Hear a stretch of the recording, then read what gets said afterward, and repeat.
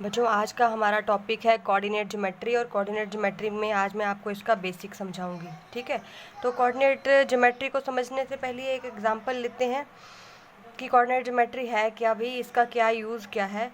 तो ऐसा समझिए कि जैसे आपकी उम्र के बच्चे जो 9th-10th के बच्चे जो हैं ये बाइक स्कूटी वगैरह तो बड़ी अच्छे से बड़ी तेज़ी से चला लेते हैं। ठीक है, तो एक बार एक ऐसा ही बच्चा जो है वो स्कूटी पे जा रहा था और उस बच्चे ने जो हेलमेट नहीं पहना हुआ था, और जब उस बच्चे ने हेलमेट नहीं पहना हुआ था तो स्कूटी भी एन पूरी स्पीड पे थी, तो पुलिस वाले ने रोक लिया, भाई बच्चा इधर आजा आजा मेरे पास आके खड़ा हो जा। तो जब उस बच्चे को पुलिस वाले ने पकड़ा तो उसने फिर उससे पूछा, भाई बता पुत्र तू कहाँ से है। ठीक है, तो यही पुलिस वाला क्या पूछेगा, भाई तू पहला तो उसका क्वेश्चन हो गया तू कहाँ से है, कहाँ से आता है। ठीक है, फिर वो पूछ सकता भाई तेरे पिताजी क्या काम करते हैं। तो ये सब कुछ जो है, ये जो सब कुछ है वो क्या जानने के लिए जो है वो पुलिसमैन क्या जानने की कोशिश कर रहा है, कहाँ से है, ठीक है, क्या काम करते हैं। अगर तो तलवाड़ा में है तो तलवाड़ा में कौन से सेक्टर से है। ठीक है, अगर सेक्टर का पता चल गया तो क्वार्टर नंबर क्या है।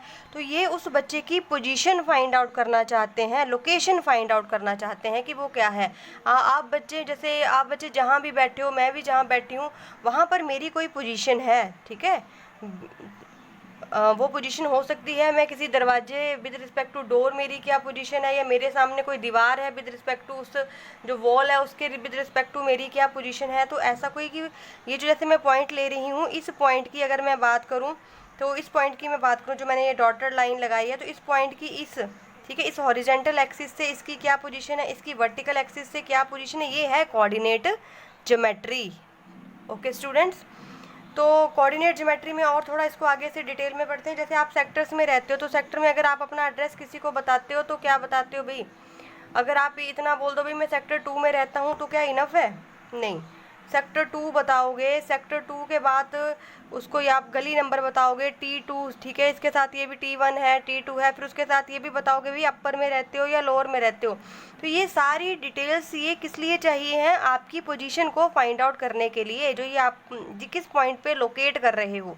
वैसे ही हमने एक प्लेन, किसी प्लेन में अगर किसी पॉइंट को लोकेट करना है तो उसे लोकेट करने के लिए मुझे किन किन चीज़ों की ज़रूरत पड़ती है, डैट इज़ कोऑर्डिनेट ज्योमेट्री। तो ज़रा ये जो हमने अभी जो मैं आपको बेसिक समझाने जा रही हूँ ये सब कुछ आपने क्लास 9th में पढ़ा हुआ, बट फिर भी मैं एक बार आपके लिए इसको फिर से एक्सप्लेन कर देती हूँ। तो देखिए बच्चों, किसी भी पॉइंट्स की मुझे पोजीशन फाइंड आउट करने के लिए हम, आपको पता होगा, हम एक लेते हैं एक्स एक्सिस, ठीक है, हॉरिजॉन्टल जो लाइन लेते हैं। ठीक है, ये जो मेरे पास है ये हॉरिजॉन्टल लाइन है, और इस लाइन को मैं क्या बोलती हूँ, एक्स एक्सिस भी बोल सकती हूँ, और एक्स एक्सिस को बच्चों क्या बोलते हैं, आपको पता होगा, इसको एब्सिसा भी बोलते हैं। ठीक है, इसी तरह से हमारे पास ये, इसे मैं वाई एक्सिस मानती हूँ। ठीक है, इसे मैं क्या मानती हूँ, वाई एक्सिस। तो ये वर्टिकल एक्सिस है मेरे पास बच्चों, वर्टिकल एक्सिस, तो इसे वर्टिकल एक्सिस भी बोल देते हैं, वाई एक्सिस भी बोल देते हैं, एंड ऑर्डिनेट्स। ठीक है, क्या बोलते हैं, ऑर्डिनेट्स। अब हमें पता है कि जो ये जो हमारी राइट हैंड साइड है, ये जो पॉइंट है इसे हम ओरिजिन मानते हैं, और इससे जो राइट हैंड साइड है, तो राइट हैंड इंडिया में भी ये रूल है कि जो राइट हैंड साइड में जितने भी बंदे रहते हैं वो सारे के सारे अच्छे हैं, वो क्या आएंगे, पॉजिटिव में आएंगे। तो 1 2 3 4 जितनी भी वैल्यूज़ आप लोगे वो सारी की सारी क्या आएंगी, पॉजिटिव में आएंगी। और ये जो लेफ़्ट साइड में जो आपकी वैल्यूज़ आएंगी ये सारी की सारी क्या आएंगी बच्चों, नेगेटिव में आएंगी। अगर हम अपवार्ड को चलते हैं, कोई भी हम ठीक है अपर साइड को चल रहे हैं तो वो भी पॉजिटिव में आएगा, और जब डाउनफॉल होगा, हम नीचे की तरफ जाएंगे, देन हमारी वैल्यूज़ किस में आएंगी बच्चों, नेगेटिव में। ये सब कुछ आपको पता ही है। ठीक है, हम ये मुझे लग रहा है आई थिंक 7th-8th क्लास से ये सब कुछ करते आ रहे हैं। तो ये है, ये आपका मैंने कोऑर्डिनेट एक्सिस ड्रॉ कर दी हैं। तो फिर से मैं बताना चाहती हूँ, एक्स एक्सिस को एब्सिसा बोलते हैं और वाई एक्सिस को जो है ऑर्डिनेट बोलते हैं। तो अगर मैंने इस पर कोई भी पॉइंट एक लोकेट करना है, ठीक है, जैसे मैं मान लेती हूँ कि मैंने 2 3 पॉइंट लोकेट करना है, 2 3, तो यहाँ से ये एक्स एक्सिस पे 2 एंड वाई एक्सिस पे 3। याद रखना बच्चों, सबसे पहले एक्स एक्सिस, सबसे पहले फर्स्ट नंबर पे हम एक्स एक्सिस लिखते हैं, फिर उसके बाद क्या लिखते हैं हम, वाई एक्सिस। याद रखना, जैसे लेडीज़ फर्स्ट होता है वैसे एक्स एक्सिस क्या आएगा, फर्स्ट। सबसे पहले हम एक्स एक्सिस का वाला पॉइंट लिखते हैं 2, उसके बाद हम लिखेंगे वाई एक्सिस वाला पॉइंट। ये किसी भी पॉइंट की पोजीशन हमने लोकेट करनी है। और एक और 9th क्लास में एक चीज़ हमने पढ़ी थी, अगर आपको याद हो, कि ये हमारे पास फर्स्ट क्वाड्रेंट होता है, ये हमारे पास सेकंड क्वाड्रेंट होता है, एंड ये मेरे पास थर्ड क्वाड्रेंट है, and this last one is our fourth quadrant.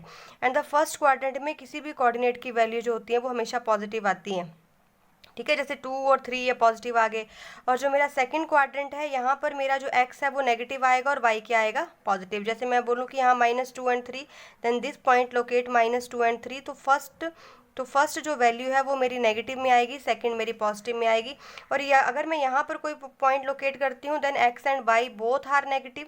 और अगर मैं यहाँ पर कोई पॉइंट लोकेट करती हूँ, then x is positive and y is negative, ठीक है। तो ये हमें पता होना चाहिए साइन कन्वेंशन रूल, कि अगर हमारा कोई पॉइंट फर्स्ट क्वाड्रेंट में है देन साइन क्या आएंगे, थर्ड क्वाड्रेंट में है देन साइन क्या आएंगे, ठीक है। ये आपको क्लियर हो गया होगा। अच्छा, अब अगर मैं आपसे पूछूं कि भाई ये मैं यहाँ पर एक पॉइंट लेती हूँ, यहाँ पर एक पॉइंट लेती हूँ मैं, ये दिस पॉइंट, और मैं आपसे पूछती हूँ कि ओरिजिन से इसका डिस्टेंस क्या है, देन आप बड़े आराम से बता सकते हो कि 1 2 3, ओरिजिन से इसका डिस्टेंस क्या है, 3 यूनिट, ठीक है। अगर मैं यहाँ पर कोई पॉइंट लेती हूँ, ठीक है, दिस वन, तो अगर मैं आपसे पूछूँ भाई ओरिजिन से इसका डिस्टेंस क्या है, देन आप बड़े इजीली बता सकते हो भाई 5 unit.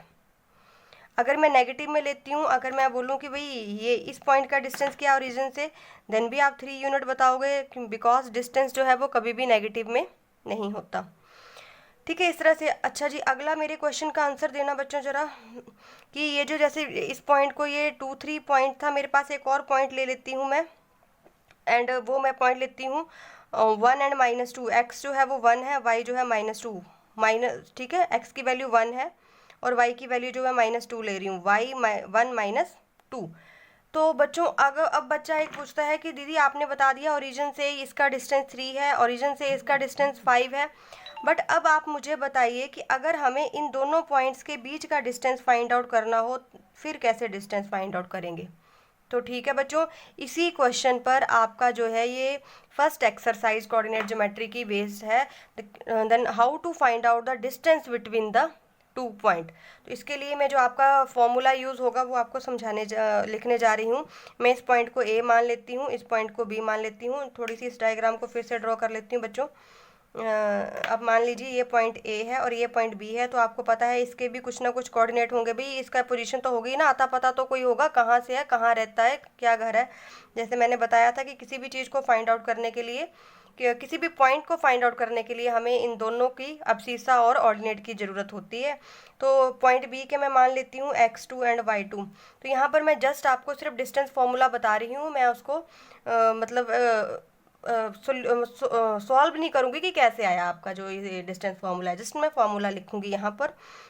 Then I have to find out the distance between A B, ठीक है। ए बी का डिस्टेंस निकालना है, तो बच्चों डिस्टेंस फार्मूला क्या होता है, स्क्वायर रूट।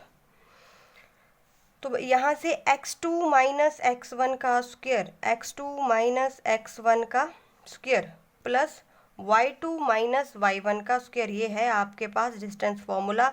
हमने किसी भी 2 पॉइंट्स के बीच का डिस्टेंस फाइंड आउट करना है, देन हमें ये फार्मूला जो है वो अप्लाई करना पड़ता है। तो आपने ये फार्मूला जो है इसे बड़े अच्छे से समझ लेना है, और अगर ये चीज़ आपको क्लियर होगा, ये बेसिक पार्ट आपको क्लियर होगा, देन आप जो है वो नेक्स्ट एक्सरसाइज कर पाओगे।